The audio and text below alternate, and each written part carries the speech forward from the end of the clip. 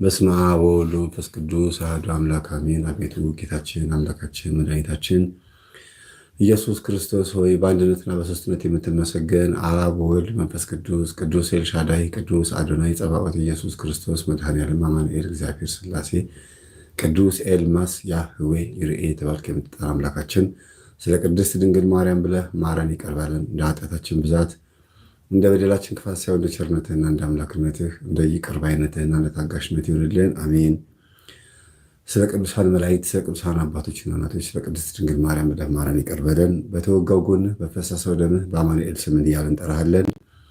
አባታችን ሆይ በሰማይ የምትኖር ስምህ ይቀደስ፣ መንግሥትህ ትምጣ፣ ፈቃድህ በሰማይ እንደሆነች እንዲሁም በምድር ትሁን። የዕለት እንጀራችንን ስጠን ዛሬ፣ በደላችንን ይቅር በለን እኛም የበደሉን ይቅር እንድንል፣ አቤቱ ወደ ፈተና አታግባን ከክፉ ሁሉ አድነን እንጂ መንግሥት ያንተ ናትና ኃይል፣ ክብር፣ ምስጋና ለዘላለም አሜን። እመቤታችን ቅድስት ድንግል ማርያም ሆይ በመልአኩ በቅዱስ ገብርኤል ሰላምታ ሰላም እንልሻለን። በሐሳብሽ ድንግል ነሽ፣ በሥጋሽም ድንግል ነሽ። የአሸናፊ እግዚአብሔር እናት ሆይ ሰላምታ ላንቺ ይገባሻል። ከሴቶች ሁሉ ተለይተሽ አንቺ የተባረክሽ ነሽ፣ የማኅፀንሽ ፍሬ የተባረከ ነው። ጸጋን የተሞላሽ ቅድስት ሆይ ደስ ይበልሽ፣ ልዑል እግዚአብሔር ከአንቺ ጋር ነውና ከተወደደው ልጅሽ ከጌታችን ከመድኃኒታችን ከኢየሱስ ክርስቶስ ዘንድ ይቅርታና ምሕረትን ለምኝልን ኃጢአታችን ያስተሰርይልን ዘንድ ለዘላለሙ አሜን። እሺ ምዕመናን ገባ ገባ እስከሚሉ ድረስ ስልኩንም ከመጀመሪያ በፊት ህልሞቻችሁን በዚህ በኮሜንት ላይ ጻፉልኝና እስከዛ እሱን ትንሽ እየተናገርኩ ልሄድ። እሺ እንዴት አመሻችሁ? እኔ ለፍቅር የምጠይቁ ወንድሞቼ በህልሜ ውሻ በህልሜ ውሻ ተቀይረው ማን ስለሆንሽ ነው ፍቅሬን የማትቀበይኝ እያሉ ሊበሉኝ ሲሉ ግን በስላሴ ስም ስላቸው ሊበሉኝ አልቻሉም። ግን አልተኛም። ለአንቺ ህይወት ወይ እንግዲህ ምናልባት ሌላ ቋንቋ ተናጋሪ የሆናችሁ የምትጽፉት ይሆናል። ለአንቺ ህይወት አበላሻለሁ ይሉኛል፣ ግን አቅም የላችሁም እላችኋለሁ ይላል። ውሻ በህልም ሁለት ትርጉም ያለው፣ አንደኛ ዛር መንፈስ ነው። ይህ አቴቴ ምናምን ፈጫሳ ምናምን ነገር የለመደ መንፈስ ከሆነ በልጆች ላይ ሲገለጥ ውሻ ሆኖ ነው የሚገለጸው። ቤተሰብ የሚያመልከው መንፈስ ወደ ልጆች ሲመጣ በውሻ መልክ ነው የሚገለጠው። አንዳንዴ ነው ግን የዝሙት መንፈስም የውሻ መስተፋቀር መንፈስ ሆነ የዝሙት መንፈስ ከሆነ በውሻም ይገለጣል እና ምንም ነገር ማድረግ እንደማይችሉ ከነገርሻቸው ይህንን ሀሳብሽን መቀጠል አለብሽ። ጥሩ ነው። አቅም የላቸውም ካልሽ አቅም የላቸውም ነው። ስለዚህ መፍራት አይገባሽም። እንደዚህ አይነት ነገር በህልም ማየት በጣም ትልቅ ጥቅም አለው። ሁለት ጥቅም አለው። አንደኛ በእውን ስትጸልይ ስትሰግጂ እና ለእግዚአብሔር አምልኮትሽን ስታቀርቢ ይደርስ ይሆን እግዚአብሔር ጋር ያደርግ ይሆን የምትይው ነገር ካለ፣ ሁለተኛ ነገር ደግሞ ታሰሩ ምናምን እያልሽ በምትይበት ሰዓት ወይም ደግሞ ኃይል የላችሁም አቅም የላችሁም ብለሽ በመቁጠሪያ እየገረፍሽ ጸበል እየተጠመቅሽ ባለሽበት ሁኔታ ውስጥ ከሆንሽ ያ ጥርጣሬ ፈጥሮብሽ ከሆነ ያው በህልም አሳይቶሻል አቅም እንደሌላቸውና እየተቃወምሻቸው ያለው ነገር እውነተኛ ተቃውሞ እንደሆነ እያሳየሽ ነው። ከዛ አንጻር ነው። እሺ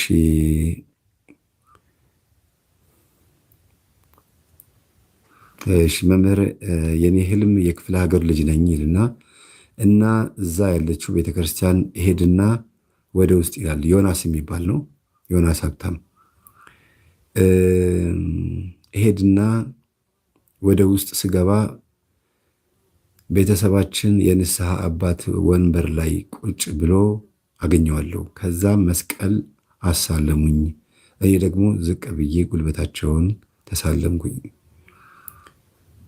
ሳምኩኝ። ከዛም ነጠላህን የታረከው ብሎ ጠየቁኝ። ከዛም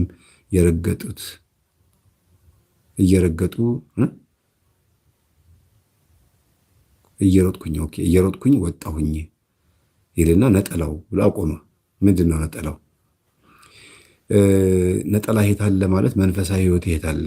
ንስሐ ለመግባት ንስሐ አባት ጋር መሄድ ብቻ ሳይሆን የትም ቦታ ስንዞር ቆይተን ጠፍተን ቆይተን ወደ ንስሐ አባቶቻችን በምንሄድበት ሰዓት እንደው ኃጢአታችን ለመናዘዝ ብቻ መሄድ የለብንም።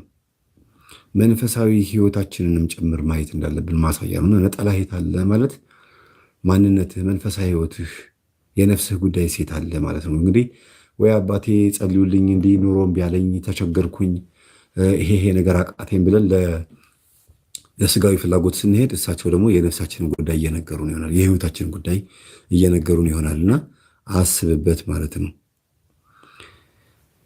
እሺ ኤፍታህ እህተ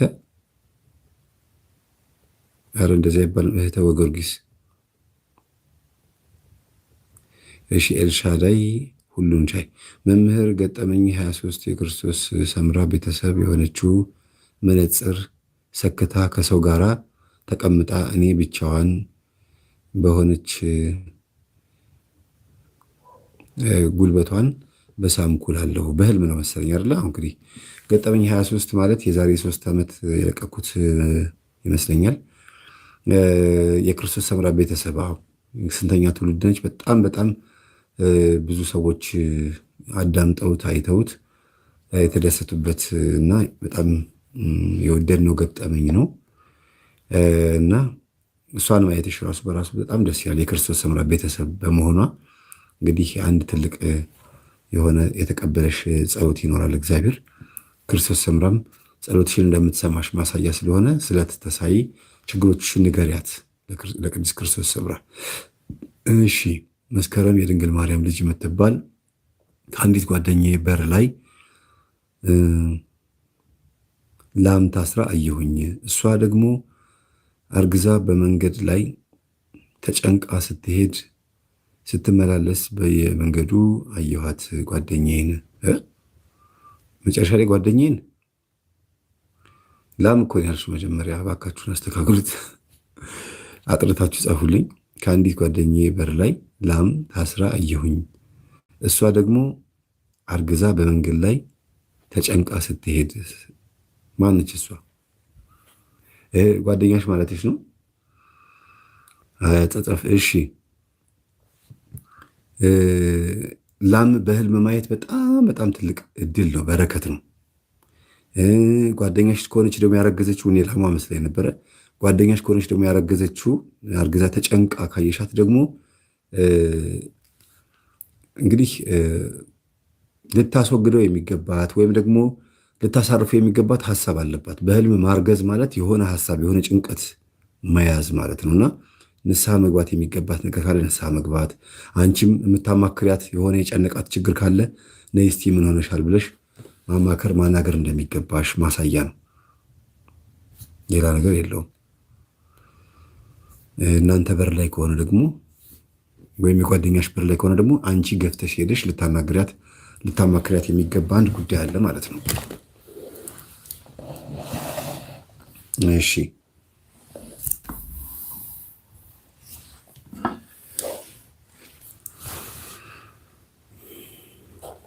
እሺ ሶሊያና ተፈራ የምትባል እህታችን፣ እኔ ደግሞ ብዙ ጊዜ ጥቁር ሰው ይዝትብኛል፣ አርፈሽ ተቀመጪ፣ መቼም ጥሩ ህይወት አይኖርሽም ይለኛል። ከዚያ ቀይ ወጣት ልጅ ብቅ እያለ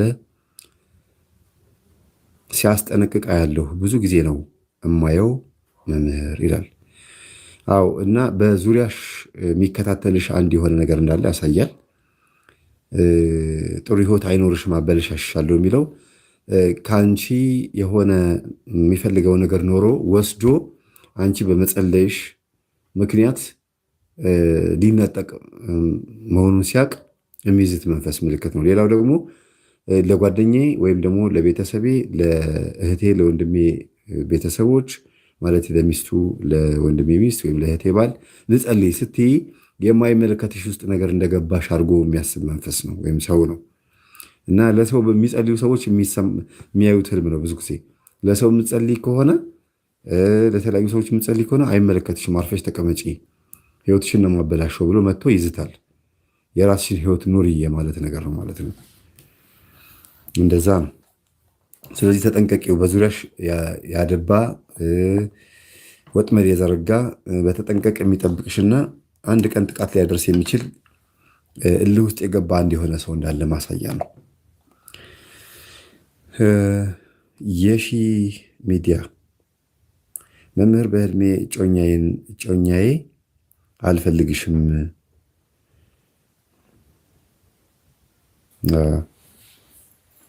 አልፈልግሽም ድጋሚ በአንቺ መጎዳት አልፈልግም አለኝ ይላል።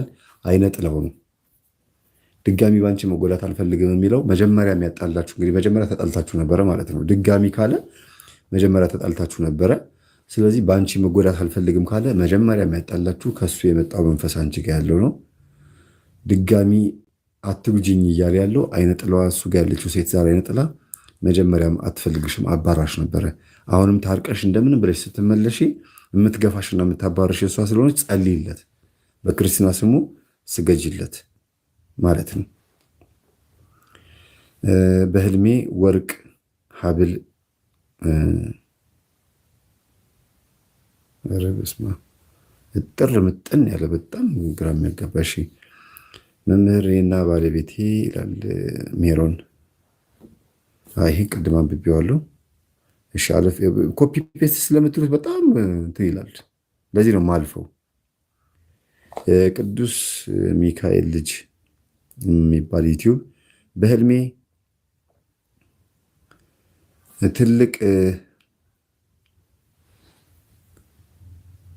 ትልቅ ሜዳ ነው። ሜዳ ሲሄድ ከወንድሜ ተጉባካችሁ ፊደል አስተካክላችሁ ጻፉ። ከወንድሜ ጋር ነበርኩ ለማለት ነው። ወንድሜ ቀድሟ። እሺ አልፌዋለሁ። ፊደሉ በጣም ግራ የሚያጋባ ነው። ምንም ነገር ግራ ያጋባል። እሺ በህልሜ ያየሁት አንድ ደረቅ ቦታ ላይ ነበርኩኝ ይላል ቡኤል ቲዩብ። እንዴት ነው ቡኤል ቲዩብ? ምን ማለት ነው ቡኤል? እስቲ ባካችሁን አስረዱኝ። ቡኤል ቲዩብ የሚባል ሰው ለምን ቡኤል አልሽው? ይታየኛል፣ ፊደል አልተሳሳትኩም። በጣም ይገርማል። ቡኤል ቲዩብ በፍጹም አይባልም።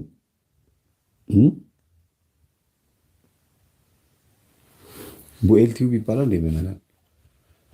በጣም ከባድ ነው። በባክሽን ይህንን ቀይሩ። ቡኤል ዜቡል የመንፈስ ስም ነው። የዝንብ አለቃ ማለት ነው፣ ወይም የመናፍስት አለቃ ማለት ነው። ሌላ ትርጉም ካለው ንገሩኝ። በጣም ከባድ ነው። በህልሜ ያየሁት አንድ ደረቅ ቦታ ላይ ነበርኩኝ። ከዛም 2 ቱቦ ነበሩ። ከዛም ቱቦ ውሃ በኃይለኛው ወጣና ስገፈትረኝ እቃዎችን ይዤ ልመጣ ስል ሲከብደኝ መጽሐፍ ቅዱስ ይዤ መጣሁኝ። ከዛም አንድ ሴት ከውጭ ነበረች።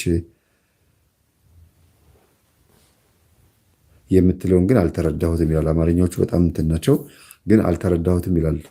ውሃ ከመሬት ሲፈልቅ ማየት ጥሩ እድልና ጥሩ ቻንስ ነው። ተጠቀሚበት። በህይወትሽ ውስጥ የሚመጣ የፍቅር ጥያቄም የትዳር ጥያቄም ወይም ደግሞ ምን እንደሆነ ባላቅም፣ እንግዲህ ሴት ሁኚ ወንድ አላቅም፣ ጥሩ እድል አለሽ። ግን የዩቲዩብሽን ስም ቀይሪ። በጣም ከባድ ነው። እንደ ጥሩ ትርጉም ኖሮታል ቢባልም ቡኤል የሚታወቀው በቡኤል ዜቡል ነው። እኔ በህልሜ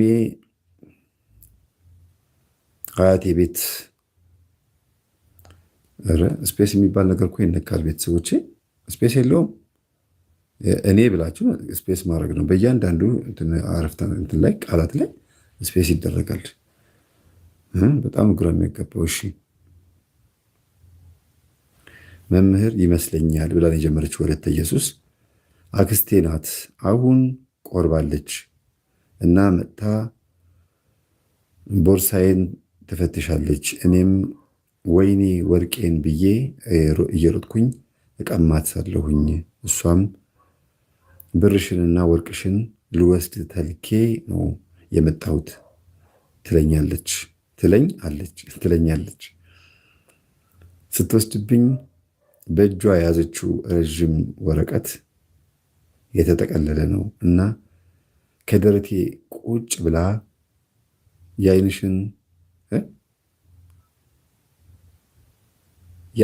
አይንሽን ላጠፋው ነው ትለኛለች። ስትጽፉ በጣም ቸኩላችሁ ስለምጽፉት መሰለኝ ግራ ነው የሚያገባው። እሺ አክስትሽን ዛሬ ቆርባለች። ከእሷ የመጣው መንፈስ ግን በፊት ከገንዘብሽ ገንዘቧ፣ ከንብረትሽ ንብረቷ ለማድረግ የሚፈልግ ወይም ደግሞ ፈልጋም ሊሆን ይችላል የሆነ መንፈስ መጥቷል። ዛሬ ቆረበች ማለት ንስሐ ገባች ማለት ነው። ግን ንስሐ የገባችበት ጉዳይ ግን አንቺ ውስጥ አለ። መንፈሱ ከሴትዮዋ ኃጢአቷ ተወግዶላታል። ሜይ ቢ መንፈሱን ንስሐ ከገባች በኋላ እግዚአብሔር ፈቅዶላት በቅዱስ ቁርባን ሄዶ ሊሆን ይችላል። ያ መጀመሪያ ግን ንስሐ ከመግባቷ በፊት አንቺ ላይ ያደረገችው ጉዳዩ ግን አንቺ ጋር አለ፣ መንፈሱም ጉዳዩ።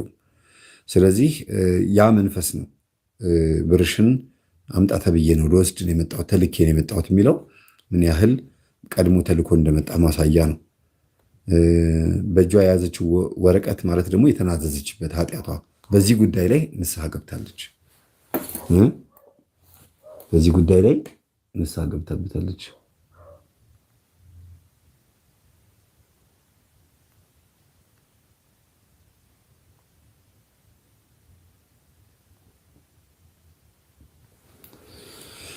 በጣም ብዙ ሰው ነው እየጻፈ ያለው። እንዴት አድርጌ እንደሚጨርሰው አላውቅም።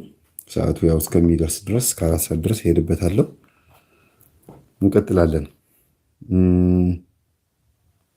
ስለዚህ ወረቀቱ የኃጢአት ኑዛዜ ነው። ሴትዮዋ እንደተናዘዘችበት አክስትሽ መሰለችኝ ተናዛበታለች ማለት ነው። ከደረቴ ቁጭ ብላ ዓይንሽን ላጠፋው ነው ትለኛለች ይላል። እሷ ንስሐ ስለገባች በዚህ በኩል ደግሞ መንፈሱ ደግሞ አለኝ የምትሆን ዓይን ማለት ቤተሰብ ነው። ዓይን ማለት ትዳር ነው፣ ልጅም ሊሆን ይችላል። ከዛ ወደ እነሱ ይሄድብሻለሁ እያለ ነው መንፈሱ። አክስትሽ ሳትሆን መንፈሱ ማለት ነው። ሽንት መሽናት ምንድን ነው? ባጭሩ እኮ ነው። አልጋ ላይ ነው የሸናኸው ወይም የሸናሹ ሰው ላይ ነው?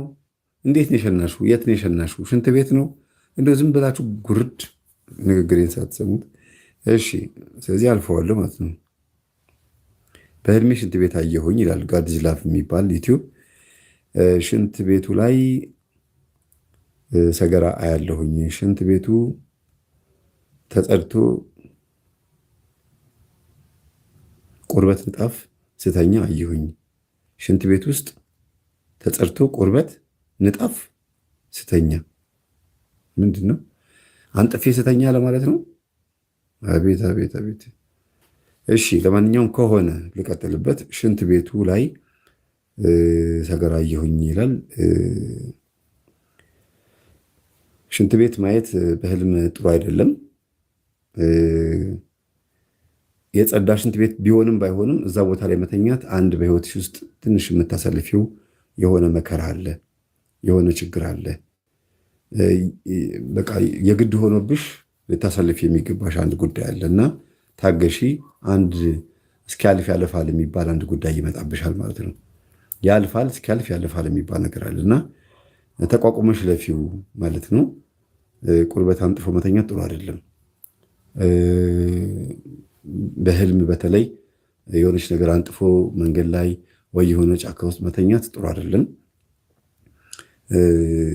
በጽሞና ልናስብበት የሚገባ ወደኋላ መለስ ብለን ስለ ቤተሰቦቻችን ክብር ልናውቅ የሚገባው ጉዳይ አለ። ለምሳሌ አንዳንድ ምሳሌ ነው የማቀርብላችሁ። ልጅቷ ሴተኛ አዳሪ ብትሆን ወይም አመንዝራ የሆነ ሌላ ለየት ቤተሰብን ክብር ሊያጎድፍ የሚችል ስድብን ሊያጠፋ የሚችል የስራዋ ጸባይ ደግሞ ኃጢአት የበዛበት ወይም የስራው ጸባይ ጥሩ ያልሆነ ስራ ውስጥ የምትሰሪ ከሆንሽ ያለሽበት ቦታ አይመጥንሽም፣ ለክብርሽም ጥሩ አይደለም ማለትም ጭምር ነው እና አስቢበት። ከአንቺ አንጻር ብቻ ሳይሆን ካሳለፍሽውም ሁኔታ አንጻር ነው። ምክንያቱም አንቺ ነሽ ወደ ሽንት ቤቱ የመጣሽው፣ ሰዎች አይደለም የሚወሰዱሽ፣ ራስሽ የሄድሽበት ጉዳይ ነው። እሺ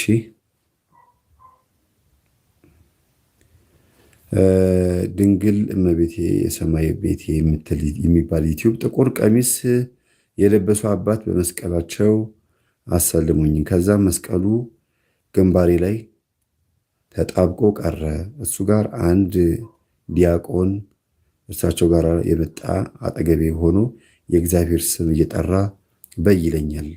እጠራለሁ። ጠቃጠቆ ነው። ተቃጠሉ ምንድን ነው? ተቃጠሉ ነው። ተቃጠሉ ላለው ይመስለኛል። አባታችን ደግሞ ፊት ለፊቴ ሆነው እያስተማሯቸው እኔ ጋር ለነበሩ ልጆች እኔ ፊት ለፊታቸው ቆሜያለሁ ምናምን የሚል ነው። ብቻ ዞሮ ዞሮ አንድ የሆነ ልትማሪ ልታውቅ የሚገባሽ ትምህርት አለ። ያንን ትምህርት ካላወቅሽውና ካልተረዳሽ በስተቀር የማይገለጥልሽ አንድ የሆነ ጉዳይ እንዳለ ነው የሚያሳየው። መጀመሪያ ዲያቆኑ እኔ የምለውን በይ ይልሻል። ያ ምንድን ነው? ትምህርት ያስፈልግሻል በህይወትሽ ውስጥ ወንጌል የሆነ ትምህርት። ከዛ በኋላ ነው ተቃጠሉ ስትይ ስትጮሂ የሚታየው መገሰጽ የምትችይው ከዛ በኋላ ነው ማለት ነው። ግን ስትጽፉ ባካችሁ ፊደል አስተካከላችሁ አንበባችሁት አርማችሁ ብትልኩልኝ ደስ ይለኛል። እንዲገባኝ አድርጋችሁ ጻፉ። መምህር ሁልጊዜ ስተኛ ሸለብ ሲያደርገኝ ይላል ደግሞ ዜድ ማሚዩ የሚባል መምህር ሁልጊዜ ስተኛ ሸለብ ሲያደርገኝ ድፍት ስል አያለሁኝ። ከዛም ደንግጬ ብንንልና ከዛም በኋላ ነው የምተኛው ይላል። ምንድን ህልሙን ጻፏ ታዲያ። እሺ መምህር በህልሜ አንተን የአንተ ቤት በር ላይ ቆሜ እየጠበኩ እያለ ከባድ ዝናብ ዘነበብኝ። ከዛ ስታየኝ አዘንክልኝና ጫማ ለምን አላደረግሽም ስትለኝ ጎንበስ ስል እግሬ ባዶ ነው። በትክክለኛው ዓለም ባለትዳር ነኝ ይላል። አዎ እኔ ማለት በህልም እኔ ስታዩኝ አስተምህሮዬ ማለት ነው። እና በሬ ላይ ታንኳኳያለሽ ማለት መቼም ስልክ ደውላለሁ አታነሳም ማለት ነው ብለሽ እንዳታስቢ። ግን በር ላይ ማንኳኳት ማለት ትምህርቴን ታዳምጨዋለሽ፣ ለመስማት ትሞክሪያለሽ። እንግዲህ ወንድ ይሁን ሴት ይሁን እርግጠኛ አይደለሁም። ኢትዮጵያን ነው የሚለው እንትኑ የዩቲዩብ ስም። ዝናብ መዝነብ በህልም በጣም ጥሩ ነው። በህልም ዝናብ መዝነብ ጥሩ ነው። ምንድነው? አንድ የሆነ ልትቋቋሚው ልትችይው የሚገባ የሆነ የሚመጣብሽ ነገር አለ። ቆመሽ ታገሰሻል ማለት ነው። አንድ የሆነ ትምህርት ላይ ወይ የሆነ ቦታ ላይ የኔን ህይወት አገኘዋለሁ እግዚአብሔር አንድ ቀን ይቀይረኛል ብሎ ተቋቁሞ መቆም፣ ፀሐይ የሚሆን ዝናብ ተቋቁሞ መቆም ማለት ነው።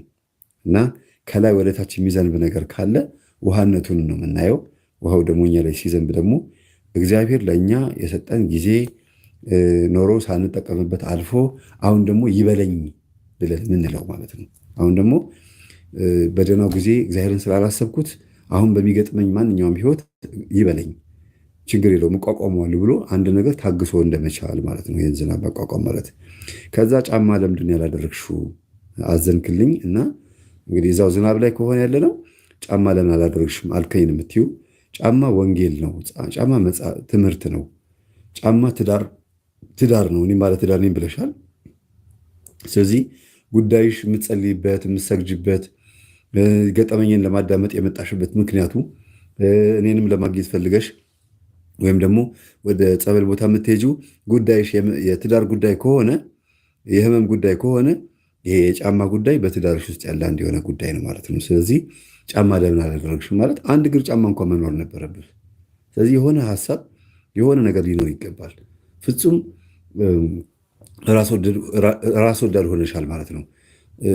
የባልሽ የሆነ ወይም ደግሞ የትዳርሽ ላይ በተመለከተ ያለው ነገር በሙሉ ወደ መንፈሳዊ ህይወት ወይም ወደ ጸሎት ወደ ምናምን አምጥተሽ አልተጠቀምሽበትም ማለት ነው። ስለዚህ የታለ ጫማሽ ብለህ ጠየቀኝ ያልሽኝ ያ ነው። ጎንበስ ብዬ እግሬን ሳየው ባዶ እግሬን ነኝ፣ በትክክለኛው ዓለም ደግሞ ባለትዳር ነኝ ያልሽ እና ትዳርሽ ውስጥ በጸሎት ትዳርሽን ለማገዝ የተጠቀምሽበት ነው። ለምሳሌ እልህኛ ብትሆኚ ባልሽን ሁልጊዜ እየገፋሽው ከሆነ የእሱን ቤተሰቦች በመጥላት ወይም ደግሞ ለአንቺ ቤተሰቦች አድልተሽ የበላይ ከሆንሽ ደግሞ ወይም እንግዲህ በሴት ጾታ ማድረገው ሴት ስለመሰልሽኝ ነው፣ ይቅርታ። እንግዲህ ምንም ጾታ አይለይም። ባሌ ምናምን የሚል ነገር አላየሁም እስካሁን ድረስ። ስለዚህ ጾታ አይለይም፣ ግን በሴት ጾታ ልጨርሰው እና ይሄ ትኩረት ልታደርጊበት የሚገባ አንድ ነገር አለ እና በባዶ እግርሽ መሆኑ የሆነ አንድ የምትከፊ ዋጋ አለ ማለት ነው። በባዶ እግር አይመችም፣ ይቆረቁራል እና ሱባኤም መስገድ፣ መጾም፣ መጸለይም፣ ንስሐ መግባትም ቅጣት መቀበልን ያሳያል ባዶ እግር መሆን። እንደገና ደግሞ በትዳርሽ ተፋተሽ ከሆነ ከባልሽ ጋራ ወደ ትዳርሽ መመለስ እንዳለብሽ፣ ቤተሰብሽን ያጣሽው በአንቺ ችግር እንደሆነ ማሳያ ነው። እና በጽሞና ትምህርቱን አዳምጪ፣ ልታዳምጪ የሚገባሽ ነገር አለ ማለት ነው። እሺ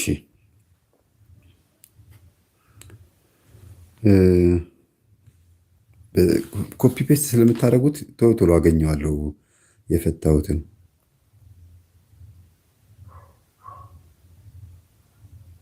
ዜድ የአርሴማ ልጅ ይላል። መምህር ትላንት በህልሜ እኔ እና አንተ እኔ የተመለከተ ነው እንዴ? እኔና አንተ አብረን እየሄድን ይመስለኛል እና አንተ ደግሞ አህያ እየጫንክ ይመስለኛል እና እኔ ደግሞ አንተ የተረገምክ ገጠመኝ ብቻ መስሎኝ ነበረ። አህያ መጫን ትችላለህ እንዴ እልሃለሁ። ግን ከእኔ ጋራ የምትሄደው ኖርማል ነው ለማለት እንግዲህ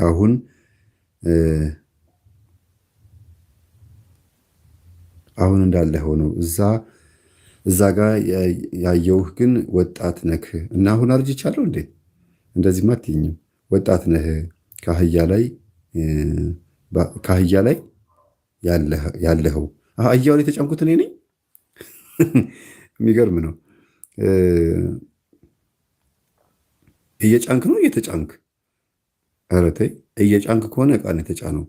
እዚህ ጋር ደግሞ አህያ ላይ ነው ያለሁት ትይኛለሽ። ግራ የሚያጋባ ነው። ድጋሚ ጻፊልኝ እባክሽ እኔን እህት፣ ምክንያቱም እኔንም በተመለከተ ስለሆነ ድጋሚ እንደገና ጻፊልኝ። በህልሜ ያየሁት መምህር በጣም ቆርጦኝ፣ ሆዴን ቆርጦኝ በብልቴ ውስጥ የወንድ ልጅ ብልት ይወጣብኛልና በጣም እያለቀስኩኝ የኪዳነ ምሕረት ስዕል ወደ ብልቴ አስጠግቼ በጣም እያለቀስኩኝ ነቃሁኝ ይላል። መንፈስ በጣም ከባድ መንፈስ አለ አንቺ ጋር፣ የዝሙት መንፈስ እና ይሄንን መንፈስ ልታስወግጂ ይገባል። የኪዳነ ምሕረት ጸበል መጠመቅ አለብሽ።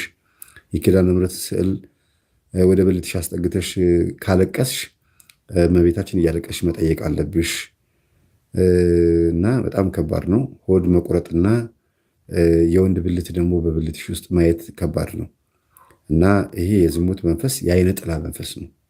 አይነ ጥላ ሆኖ በልጅነት የገባ መንፈስ ነው። ውስጥ ያለ ሌላ ወንድ ዛር አይነ ጥላ አለ ማለት ነው። ወይ ትዳር ላይ ጓደኛም ከያዝሽ ምን ካልሽ ችግር የሚፈጠርብሽም ከሆነ ባንቺ ላይ ብዙዎቹን ወደ አንቺ የሚመጡትን ሰዎች የሚገፋ ነው ማለት ነው። የኔ ናት ብሎ የሚል ውስጥ አለ ሌላ እና እባክሽን በተቻለሽ መጠን ኪዳነ ምሕረት ጸበል ተጠመቂ። መምህር እኔ በህልሜ የአንገቴ ማተብ አርጅቷል ብዬ አውልቄ ሳስቀምጠው አየሁኝ ይላል። በሃይማኖቶች ላይ ያለሽን ጥርጣሬ አስወግጂ። የአንገቴ ማተብ ቆሽሿል ብሎ አውልቆ ማስቀመጥ ወይም ማውለቅና ከአንገት ላይ ማውለቅና ይህን ተግባር ማየት በአንድ በኩል በሃይማኖት ላይ ያለ ጥርጣሬ ማስወገድ ነው። ሃይማኖት ላይ እውቀት ላይ ያለን ጥርጣሬ ማስወገድ ማስተካከል ማለት ነው። ቤተክርስቲያንንና እግዚአብሔርን ለጥቅማ ጥቅም ብቻ መቅረብ ሳይሆን መሰረታዊ የሆነ የነፍስ ትምህርት፣ መሰረታዊ የሆነ የሃይማኖት ትምህርት ያስፈልጋል ማለት ነው። አውጥቶም አውልቆ ማስቀመጥ ማለት በቃ ሙሉ በሙሉ ስለ ሃይማኖት አለማሰብ፣ እግዚአብሔር ረስቶኛል፣ አይጠቅመኝም ብሎ እምቢ ብሎኛል ብሎ ተስፋ መቁረጥም ጭምር ስለሆነ በሃይማኖት ጉዳይ ላይ ጥርጣሬ አለ ማለት ነው። ከባድ ነው። ይሄን ነገር አስተካክል። ወቅነሽ ከቤ ማስተካከል አለብሽ። እሺ እኔ በህልሜ ህልም ላይ እንዲህ አሁንም ትጽፊያለሽ የኔት መምህር በህልሜ ከቤተሰቦቼ ግቢ ከሩቅ በጥቁር ፌስታል ተሸፍኖ ክንፍ አውጥቶ እየበረረ ሲገባ አየሁኝ። ምንድን ነው እየበረረ የሚገባው? አየሁ። ከዛም ከአምስት ቀን በኋላ ብደውል ወንድሜም አባቴም ታመዋል። ወንድሜ በአእምሮ አያዝም፣ ታስሯል። የገባው እባብ ነው ትላለች። እባብ ብለሽ ጽፈሻል። መጀመሪያ የጻፍሽ መስሎሽ አልፈሸዋል። እና በጥቁር ፌስታል ውስጥ ተሸፍኖ ግቢ ውስጥ ያየሹ ክንፍ አውጥቶ ሲበራ ያየሹ እንግዲህ የሆነ የተወረወረ ነገር ይኖራል፣ መተት ወይ የሆነ ችግር ይኖራል፣ እናንተ ጋር የመጣባችሁ ነገር ይኖራል። በክርስትና ስማቸው ጸሎት አድርጊላቸው። ይሄ ነው ወደ አእምሯቸው እንዲመለሱ። ከባድ ነው። በህልሜ ያየሁት መምህር በጣም ይሄ ቅድም ነው። አቤት በጣም ኮፒ ፔስት ስለምትሉት አዲሱን መለየት እንኳን አልቻልኩም። ይኸውላችሁ ምን ታደርጋላችሁ መሰላችሁ? አየዋለሁ። ምክንያቱም እኔ በቀደም ተከተል ነው እንዳለ እንደዚህ እያልኩኝ ኔክስት እያልኩኝ የማየውና 10 ጊዜ ኮፒ ፔስት ስትሉት ወደ አዲሱን ለማየት ይቸገራለሁ። ግድ የላችሁም 10 ጊዜ ኮፒ ፔስት አትበሉት።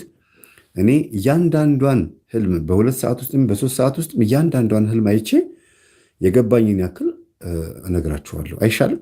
ምክንያቱም አንድ ሰው 30 ጊዜ ኮፒ ፔስት ካለ በጣም ነው የሚያጣብበው። በጣም ያስቸግራል፣ ለማየትም ለመረዳትም ያስቸግራል። እና እባካችሁ እንደዛ አታርጉ። መሲ ስዊት የምትባል ደግሞ አቤት ራስሽን ስዊት ያለሽ አይደለ? አረ መምህር ፍታልኝ፣ በህልሜ ጓደኛዬ ጥቋቁር ሸክላ ጋን ድቅቅ አድርጋ ሰባብራ ድሃው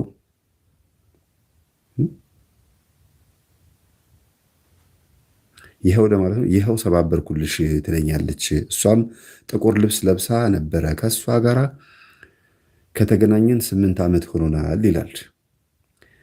እንግዲህ ጥቁር ጋን ጥቋቁር ሸክላ ጋኖችን ድቅቅ አድርጋ ሰባብራ ይኸው ሰባበርኩልሽ ትለኛለች። ግን ጋኑ የማን እንደሆነ አይታወቅም። አሁን የአንቺ ጋን ከሆነ የሰባበረችው ውሃ አጣጭሽን ወይም ደግሞ የትዳርሽን ጉዳይ የቤትሽን ጉዳይ አበለሻሸችብሽ ማለት ነው። ጋን መስበር የሚጠቅም ነገር መስበር ጥሩ አይደለም። በአጠቃላይ ሰባበርኩልሽ የራሷን ከሆነ ሰባበርኩልሽ ማለት ጥሩ አይደለም። ለራሷም ለእሷም ከሆነ ማለት ነው። እንግዲህ ጋን የሚለውን ነገር ግልጽ አልሆነም። ሰባብራ ይኸው ሰባበርኩልሽ ትለኛለች። እሷም ጥቁር ልብስ ለብሳ ነበረ ይላልና በአንቺ ላይ ያደረገችብሽ ነገር ካለ በትዳርሽ ላይ ችግር ውስጥ ገብታ ከሆነ አንቺን ለማጥቃት ወይ ነገር ለማርከብ ገብታ ከሆነ እንዳየሻት ጥቁር ለብሳ አዝናለች። ከባድ ችግር ውስጥ ገብታለች ማለት ነው። በሌላ በኩል ስናየው ደግሞ ምናልባት በአንቺ ጥፋት የእሷ ጋኖች የተሰባበሩት በእልሃና በንዴት ከሆነ ንስሐ ልትገቢበት የሚገባ ጓደኛሽን አሳዝነሻታል የሚል ትርጉምም አለው። ከተለያያችሁ 8 ዓመት ከሆኑ ደግሞ የቆየ ታሪክ ነው። ንስሐ ልትገቢበት የሚገባ አንድ ጉዳይ አለ ማለት ነው። ወይ ደግሞ ያን የገባ መንፈስ ይሄ ስለ መንፈስ ብዙም አያወራም። ስለ ጥፋት ነው የሚያወራው። ስለ ይቅር መባባል ነው የሚያወራው እና ይህን አስቢበት።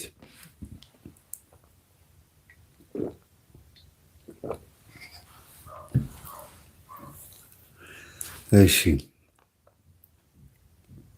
የፍታህ ወለተ ሰንበት መምህር በህልሜ ከጓደኛዬ ጋር ወደ ቤት ስንገባ ባለቤቴና የጓደኛዬ ባል አብሮ ነበሩ። እናም ባሏ ፈገግ ብሎ ኑ ግቡ ሲለን ባለቤቴ በጣም ተቆጣኝ። እናም አይሆንም እያለ ይጮሃል። ከዛም ለጓደኛዬ ልብሴን ስጭኝ እያልኳት በሩ ላይ ቆሜ ከዛም ከጓዳ የመጨረሻው ልጅ አለቀሰ። የመጨረሻው ልጄ አለቀሰና በጣም ደንግጬ ተነሳሁኝ ይላል። የእውነት ነው ያለቀሰው እዛ ጋር። እሺ በህልም ጓደኛዬ ጋራ ወደ ቤት ስገባ ባለቤቴና የጓደኛዬ ባል አብረው ነበሩ። እናም ባሏ ፈገግ ብሎ ኑ ግቡ ሲለን ባለቤቴ በጣም ተቆጣ ይላልና ምናልባት የቅናት መንፈስ ይኖርበት ይሆን? ይህን ቼክ አድርጊ። ባህሪው ልትረጂ ይገባል ማለትም ጭምር ሊሆን ይችላልና አንዳንድ ጊዜ የባልን ወይም የሚስትን ባህሪ ባለማወቅ ትዳር ይፈርሳል። በቃ ጸባዩ ነው፣ ችግር የለውም እችለዋለሁ ብሎ ከአንድ ነገር ታግሶ ችሎ መቀመጥም አንድ ነገር ነው እና አመልን ጸባይን ባለማወቅ ጸብም ይመጣል። አንዳንድ ጊዜ ደግሞ ከመከራም ከችግር መዳንም አለ። አንድ ነገር አዝሎ ተሸክሞ መቀመጥም ጥሩ ነገር ነው። ቀስ ብሎ ሊገራው ይችላል፣ ሊያስተካክለው ይችላል ብሎ ማሰብ። በእናንተ ላይ ጉዳት የማያመጣ ከሆነ ያንን ሰው ባህሪ መሸከም ጥሩ ነው። ይህንን ከዚህ በፊት አስተምሬያለሁ። አንድ መነኩሴ የሚሰርቅ መነኩሴ አብሮት የሚኖር ነበረ። ሲሰርቅ ዝም ይለው ነበረ። መጨረሻ ላይ ግን በዚህ መነኩሴ የተነሳ ጸጋ አግኝቷል ብዬ ነገርኳችሁ ማለት ነው። እሺ ቤቲ ኃይሉ በህልሜ ያየሁት መምህር በጣም እንዴ ቆርጦኝ ሆዴን ቆርጦኝ ድጋሚ ነው። እኔ አዲስ ልብስ ለብሼ ጓደኛዬን እንደ መንፈስ አድርጓት መታ ኮሌታዬን ይዛ ይህ የአንቺ ልብስ አይደለም ስትለኝ፣ እናም እኔ በስላሴ ስም ብዬ ግንባሯን መታዋት፣ እናም ወደቀች ይላል። እህተ ገብርኤል እንግዲህ አንቺም ሴት ነሽ ማለት ነው። እህተ ገብርኤል የልብስ ጉዳይ ምንድነው? የስም ጉዳይ ነው። እኔ አዲስ ልብስ ለብሼ ጓደኛዬ እንደ መንፈስ ነው እንደ መንፈስ አድርጓት መታ ኳሊቲን ይዛ ይሄ የአንቺ ልብስ አይደለም ማለት ይችላል። አንቺ ጥሩ ስም ካለሽ፣ ጥሩ ህይወት፣ ጥሩ ማንነት፣ ጥሩ ክብር ካለሽ ያንን ጥሩ አዲስ ማንነትሽን አልወደደችውም ነበረ። የኔ ልብስ ነው ብላ ስትወስድብሽ ስትታገልሽ፣ ከዛ በኋላ አንቺ ደግሞ ስትገስጭን የሚያሳየው ነው። ከሷ የመጣ የቅንዓት ወይም የቡዳ መንፈስ ነው። መተት አይደለም፣ ግን የቅንዓት ወይም የቡዳ መንፈስ ነው እና ያንን መንፈስ መገሰጽ እንዳለብሽ ወይም ገሰጸሽዋል፣ ተይዞልሻል ማለት ነው። በህልሜ ይላል ደግሞ አልማዝ የራያ ልጅ በህልሜ ከሆታችን ምንድነው ውስጥ ከሆታችን ይቅርታ ጻፉት በትክክል ከሆታችን ምንድን ከሆቴላችን ነው ወይስ ከኮታችን ነው? ከሆታችን ውስጥ 2 እባብ ተቀምጠው አየሁ። ከዛም ድመቱን አንዱ እባብ በጥርሷ አንቃ ከቤት ስታወጣው አየሁኝ ይላል። እባብ ቤት ውስጥ ከገባና ድመት ደግሞ እባብን ሲይዝ ካያችሁ አንድ ላይ መናፍስቶች እናንተ ቤት ውስጥ የገቡት ወይም ደግሞ አንቺ ጋር ወይም ደግሞ ባለሽበት ቦታ ላይ ያሉት ሰዎች በአንቺ የተነሳ እርስ በርስ የተለያየ አይነት ባህሪ ያላቸው። ለምሳሌ እባቡ የዛር መንፈስ ያለበት ሰው ነው። ድመት ደግሞ እንዳልኳችሁ ወዳጅ መስሎ ከእናንተ ገንዘብ ጥቅማጥቅም እየተቀበለ አብሮ እየበላ እየጠጣ ጥቅመኛ የሆነ ሆዳም የሆነ ሆዳዳር የሆነ ሰው ማለት ነው። እና ሁለቱ በአንቺ የተነሳ አንቺ ለማጥቃት የመጡትን ነው የሚያሳየው። እና 2 ጠላቶች እንዳሉ እነርሱ እርስ በርስ ተያይዘው እየተፋለሙ እየተጣሉ እንደሆነ ለምሳሌ የዛሬ 2 ዓመት 2 የተለያየ ባህሪ ያላቸው መናፍስቶች እኔ ውስጥ ገብተው ነበረ። ያኔ ሳስወጣቸው አይታችኋል። እዛ መላከ መንክራት ጋር ሁለቱም የተለያየ አይነት ባህሪ ነው ያላቸው። ከተለያየ አይነት ሰዎች ነው የመጡት እና ሁለቱም ሰዎች ሲደባደቡ አየሁኝ። ለምንድን ነው ሰዎች ሲጣሉ ያየሁት አልኩኝ። ለካ ከሁለቱም ሰዎች እኔ ጋር መጥቷል። እኔ ነኝ ቀድሜ የምወጣው፣ አትወጣም አንተ ከጮህክና ከወጣ እኔ እጋለጣለሁ። ለካ እየተባባሉ ነው። እና ድመቷ እባቡን አንቃ ካስወጣችው ይሄ አስመሳይ የሆነ የቡዳ መንፈስ እንደ ጓደኛ የቀረበን ሰው የዛሩን መንፈስ ራሱ እንዳያጋልጥ እየተከላከለ ነው ማለት ነው። ለምን ይሄ ከተጋለጠ ይሄ መጋለጡ አይቀርም። አንድ መንፈስ ከጮኸ ሁሉንም የሚያጋልጣቸው። ስለዚህ ምንድን ነበር ውስጥ ሲሰማኝ የነበረው? 2 ሰዎች ሲደባደቡ አየኋቸው። ከዛ እኔ ቀድሜ የማልፈው ሲለው አታልፍም፣ አንተም አትሄድም፣ እኔም አልወጣም፣ አታልፍም ይለዋል። መንገዴ ነው፣ እኔ መሄድ እፈልጋለሁ ይላል። እነዚያው ሰዎች በህልሜ ያየኋቸው ሰዎች በእውን በትክክል ከእነሱ ወደ እኔ የመጣ መንፈስ ነበረ ማለት ነው። እና እንደዛ ነው ፍቺው። የኔት እንደዛ ነው። ለፍቅረኛ ምንድን ነው? በጣም ብዙ ኮፒ ፔስት አለ። አንድ አይነት ነው። ኢየሩስ የማርያም ልጅ የምትባል መምህር እኔ ፍቅረኛዬና እኔ አንድ ቀን አዳር እድማየን እኔ እየዘመርኩኝ ይመስለኛል። እሱም መጽሐፍ ቅዱስ ይዘሽ ቤተክርስቲያን ውስጥ አየሁሽ አለኝ። እኔም እየዘመርኩኝ እሱም ያለ ይመስለኛል። ምንድን ነው ይላል። 2 ነገር ነው ያየሽው። አየሁሽ አለኝ ስትይ እሱም መጽሐፍ ቅዱስ ይዘሽ ቤተክርስቲያን አየሁሽ ብሎሻል። በህልም ነው ወይስ በውጭ በእውን ነው? ጥሩ ነገር ነው። በእርግጥ ያየሽው እየዘመርሽ ከሆነ እየዘመርሽ ነው፣ ጥሩ ነው። መጽሐፍ ቅዱስ ይዘሽ ካየ ደግሞ ልታውቂው ልትማሩ የሚገባ አንድ ጉዳይ አለ ማለት ነው። አንድ የሆነ መሰረታዊ የሆነ ጉዳይ አለ ማለት ነው። ግን ጥሩ ህልም ነው። እሺ መምህር ይላል ዮናስ ሀብታሙ። ይሄን አንብቤዋለሁ ቅድም። እባክህን ኮፒ ፔስት አታርጉ ወንድሜ እባካችሁን። መቅዲ ነኝ የዋኋ። አቤት አቤት ራስሽን የዋህት ያለሽ ብልጦ። እሺ መምህር በህልሜ እኔና ቤተሰቦቼ ሁላችንም በአንድ ቤት ውስጥ ተኝተን ኃይለኛ ዝናብና መብረቅ ያለበት ንፋስ ዝናብ ሲዘንብ ቤቱ ሲንቀጠቀጥ ከዛም የአያቴ ግቢ አለና እሱም ቤት ላይ ሁለቱም መብረቁ ሁለትየውም ነው መብረቁም ሲያርፍበት እና ወደ ውስጥ ሲሰምጥ እና አባቴ ራቁቱን ተነስቶ ሊሄድ ሲል ተው አንተም ይመታሃል ብዬ ልብስ ስሰጠው አየሁኝ ይላል። በጣም ጥሩ ነው። አባትሽን መከላከልሽ ጥሩ ነው። የቤተሰብ የዛር መንፈስ አባትሽን በአባትሽ ምክንያትም ይሁን በቤተሰብ ምክንያት ብቻ ቤተሰብ ውስጥ ያለው የዛር መንፈስ ቤቱን ሊጎዳ አልቻለም። ቤተሰባችሁን ሊጎዳ አልቻለም። ከውጭ ሆኖ እየተፋለመ ነው። ቤት ማለት ልቦና ነው። ሙሉ ቤተሰብ ምጸልዩ ከሆነ ጥሩ ሰየው።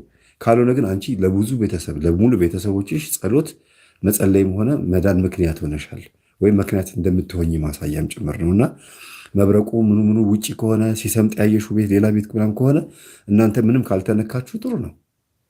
እናንተን የሚጠብቅ እግዚአብሔር በአንቺ ጸሎት ምክንያት እየሰማ ነው ማለት ነው። እና የዋሃ መቅዲ ይሄ ነው።